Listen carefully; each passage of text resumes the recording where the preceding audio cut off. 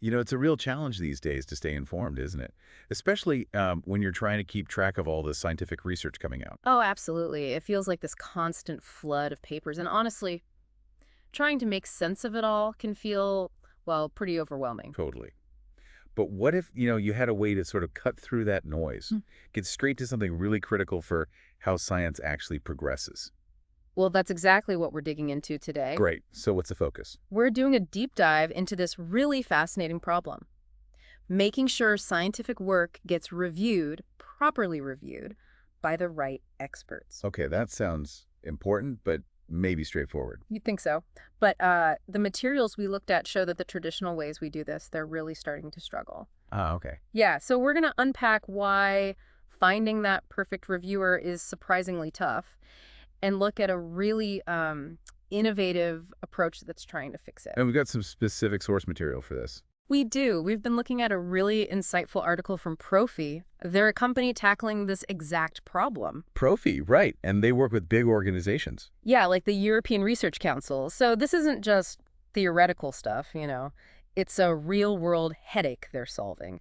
Their article lays out their whole journey, the twists and turns involved. So our mission today is what exactly? It's to unpack that journey, understand why the old search methods fall short for finding experts, and then explore this cutting-edge solution Prophy came up with. Moving beyond just keywords, I gather. Exactly, towards actually understanding the science. Think of it as getting an inside look at, the quality control mechanisms of science, how we ensure discoveries are solid. Okay, let's get into it then. What really jumped out at me from that Prophy piece was just how bad standard search engines are with scientific stuff. It's a whole different ballgame, isn't it? It really is. They stumble over things that seem simple. Take abbreviations. Ah, yeah.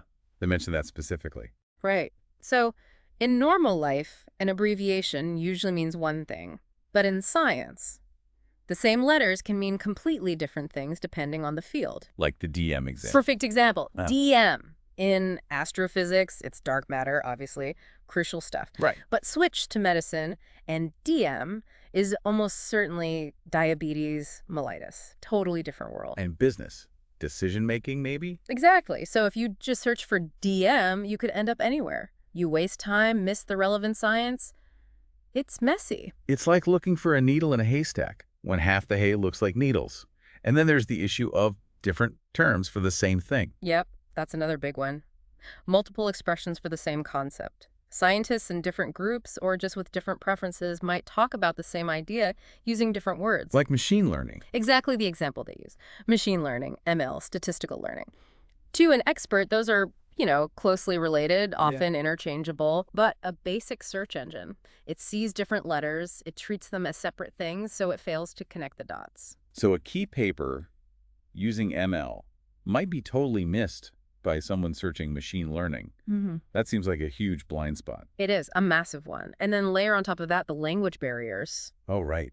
Science is global. Totally global. Important work gets published in French, Ukrainian, German, you name it. But if your search is just in English, you're missing potentially vital stuff. Like their dark matter example. Yeah, dark matter is matière noire in French, usha in Ukrainian. Same concept, completely different words. A keyword search won't bridge that gap. Our knowledge gets unintentionally siloed. Really highlights the limitations. Now, Prophy didn't just land on their current solution straight away, did they? They mentioned trying something else first. That's right, yeah. Their first instinct, which makes sense on the surface, was to try and organize everything using hierarchical clusters. Okay, so grouping similar papers together. Exactly. Group the papers, see who publishes a lot in a specific cluster, and boom, those authors are the experts for that cluster's topic. Logical, right? Seems reasonable. So what went wrong? Why didn't that work? Well, the fundamental problem was the instability of scientific field boundaries. Science isn't neat, The lines between disciplines are blurry, they shift constantly as new stuff comes out, new connections are made. So the clusters themselves weren't stable? Not at all. As they added new papers, and there are millions being added, the clusters would just change shape dramatically, unpredictably. How dramatically? They shared this anecdote about a chemistry cluster. Its size could apparently swing by 500,000 papers between analyses. 500,000? Wow. Okay, yeah, that's unstable. Totally. Huh. So if the definition of the field itself is constantly morphing, how can you reliably say someone is an expert in that field? The target keeps moving. Right, you can't build on shifting sands. So clustering was out, but then they had a breakthrough. This is where concepts and vectors come in.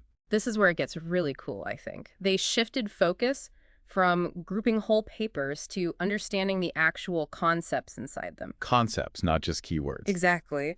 And they built two key technologies for this. First, concept grouping. This is a system designed to figure out when different words or phrases actually mean the same thing. So it tackles those abbreviation and synonym problems we talked about? Precisely. It looks at context, variations, the whole deal. It starts to understand the meaning, not just the letters on the page. That's a huge part of the semantic understanding idea. Okay, getting the meaning. And the second part, vectors. Yes, vector representations for scientific concepts. They were inspired by things like word-to-vec in natural language processing, but they applied it to whole scientific ideas. Right, vector representations. Sounds technical. How does that work, basically? Well, imagine every concept as a point in a kind of multidimensional map.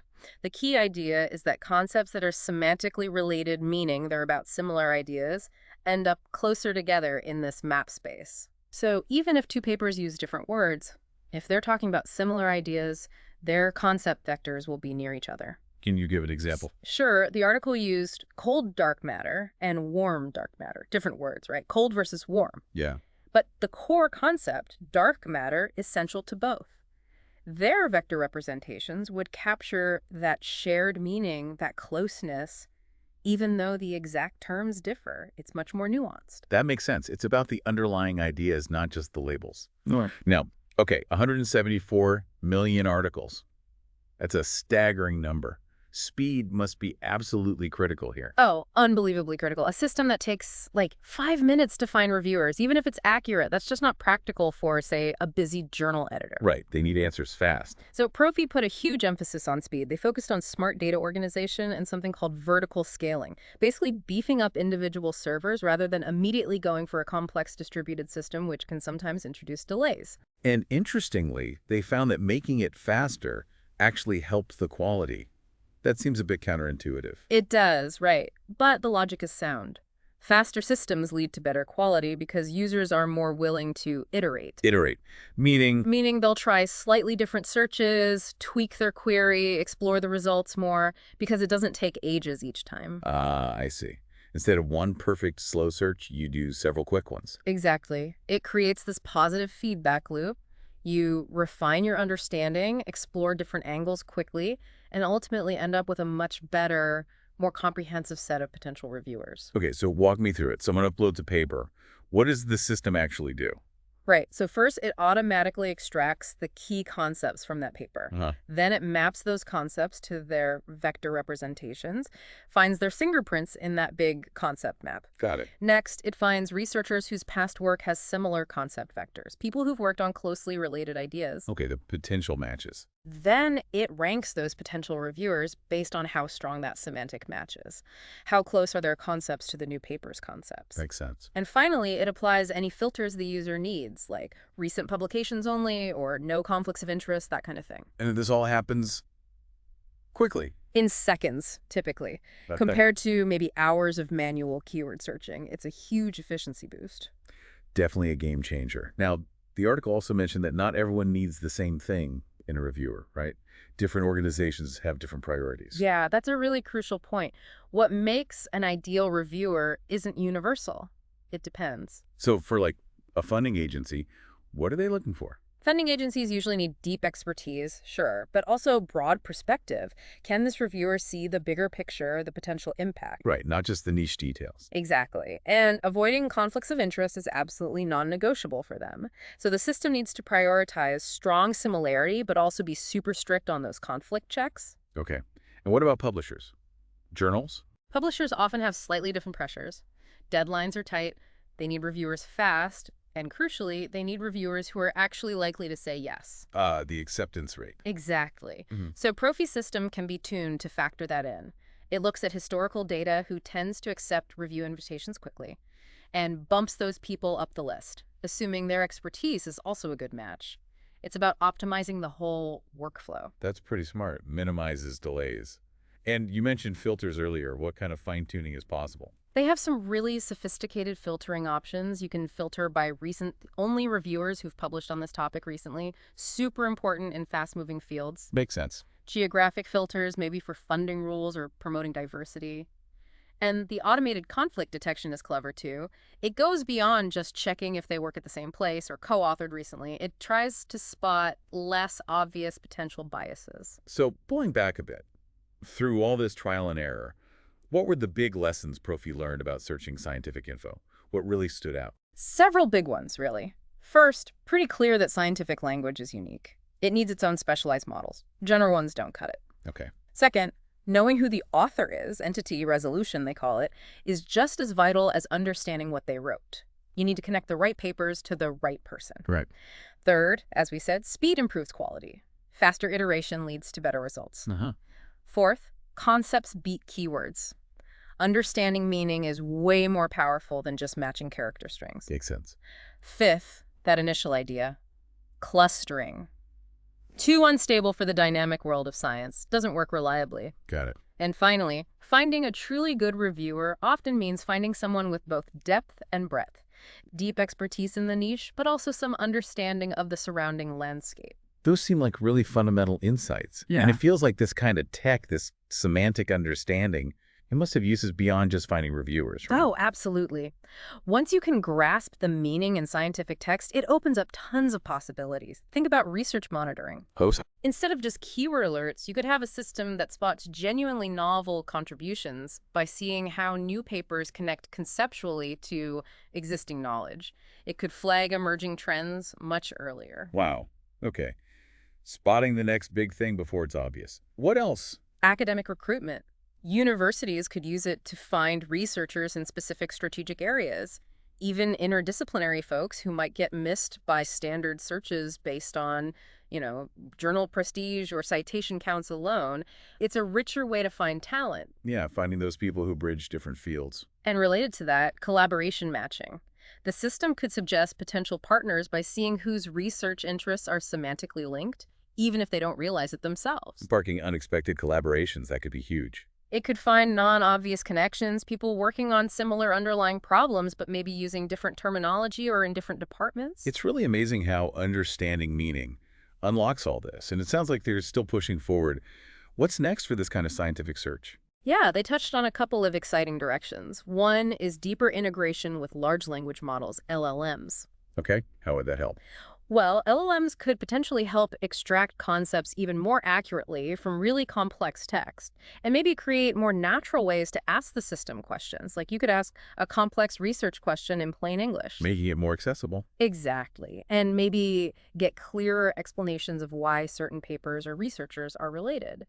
The other area is tracking the evolution of science itself. How concepts change over time. Yeah, developing methods to see how fields emerge, how the meaning of terms shifts, how ideas spread across disciplines.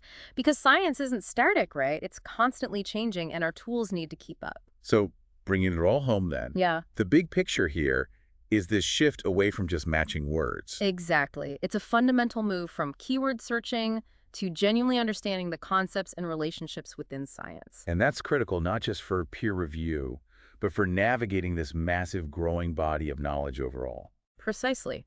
It's not just about saving time, though that's huge. It's about improving the quality and integrity of science itself by making sure the right eyes see the right research.